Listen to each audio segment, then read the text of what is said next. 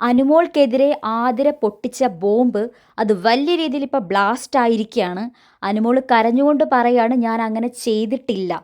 ആര്യൻ പറയുന്നുണ്ട് ഇത് കള്ളമാണോ സത്യമാണോ എന്ന് നമുക്കറിയത്തില്ല, പക്ഷെ അങ്ങനൊരു ബോംബ് ആദിൽ ഇവിടെ പൊട്ടിച്ചിട്ട് പോയിട്ടുണ്ട് എന്നുള്ള രീതിയിൽ ആര്യൻ പറയുന്നുണ്ട്.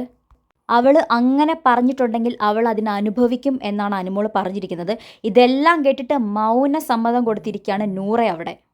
അനുമോൾ നേരെ അക്ബറിൻ്റെ അടുത്ത് സംസാരിക്കാൻ വേണ്ടി ചെല്ലുമ്പോൾ അക്ബർ നിരസിക്കുകയാണ്.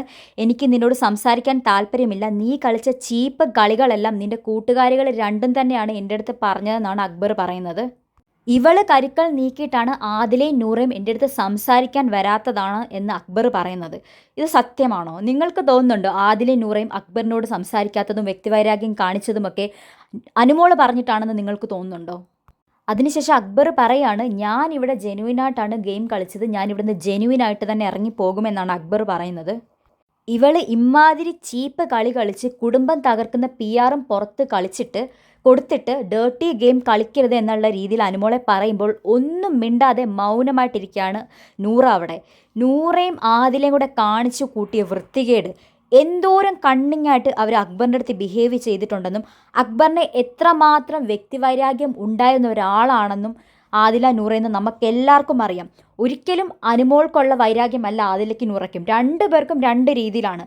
അക്ബർ വന്ന നാളെ തൊട്ട് ടാർഗറ്റ് ചെയ്യുന്നൊരു വ്യക്തിയാണ് അനുമോൾക്ക് ഇഷ്ടമല്ലാത്തൊരു വ്യക്തിയാണ് അക്ബർ. പക്ഷേ ഈ ഒരു റീസൺ ഒന്നുമല്ല ആദിലയ്ക്ക് നൂറയ്ക്കും ഉണ്ടായിരുന്നത്. വ്യക്തിപരമായ സ്വന്തമായിട്ടുള്ള കുറേ കാരണങ്ങൾ കൊണ്ടാണ് ആദില നൂറ അക്ബറിനെ വെറുത്തിരുന്നത്. അക്ബറിനെ ഇഷ്ടമല്ലാതെ ഷാനവാസിൻ്റെ കൂടി കുറേ ഗെയിം അക്ബറിനെതിരെ കളിച്ച വ്യക്തികളാണ്. അക്ബറിന് സ്ക്രീൻ സ്പേസ് ഉണ്ടാക്കി കൊടുക്കാതിരിക്കാൻ വേണ്ടി, അക്ബറിനെതിരെ നോമിനേറ്റ് ചെയ്യാൻ വേണ്ടി ഷാനവാസിൻ്റെ കൂടെ കളിച്ചവരാണ്.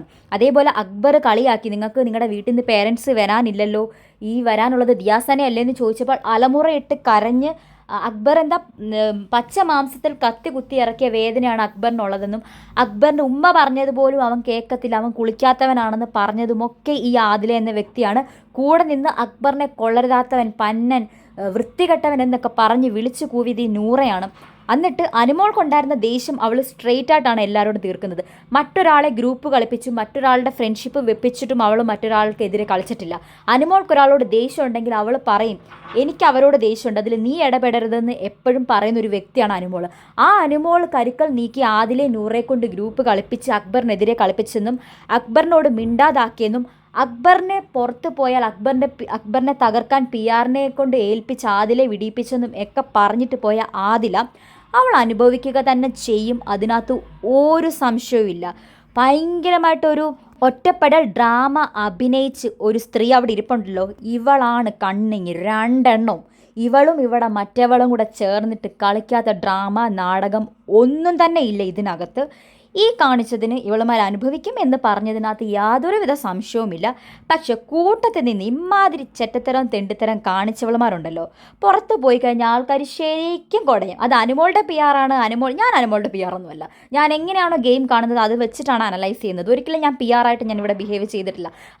അനുമോൾ കാണിക്കുന്ന കാര്യങ്ങൾ കുറ്റവും കുറവുകളും ഞാൻ പറഞ്ഞിട്ടുള്ള വ്യക്തി തന്നെയാണ്. പക്ഷേ കുറ്റം പറയുമ്പോൾ ഒന്ന് ഓർക്കണം, ഒരാളുടെ ഭാഗത്തെ ക്വാളിറ്റിയും കൂടെ നമ്മൾ എടുത്തു കാണിക്കണം. ഒരാളെ ഇഷ്ടമല്ലെന്ന് പറഞ്ഞാൽ അയാളങ്ങ് തഴഞ്ഞിടരുത്. അനുമോൾ അത്രയ്ക്കും സ്ട്രോങ് ആയിട്ട് ഇവിടെ നിന്നൊരു വ്യക്തിയാണ്. നൂറയും ആദിലയും അവളുടെ കൂട്ടായി നിന്ന സമയത്ത് നല്ല രീതിക്ക് ബിഹേവ് ചെയ്തപ്പോൾ നമ്മളത് കണ്ടതാണ്. ഈ അക്ബറിൻ്റെ അടുത്ത് ആദിലയും നൂറ മിണ്ടത്ത് തുടങ്ങിയത് എപ്പോഴാണെന്നറിയാവോ?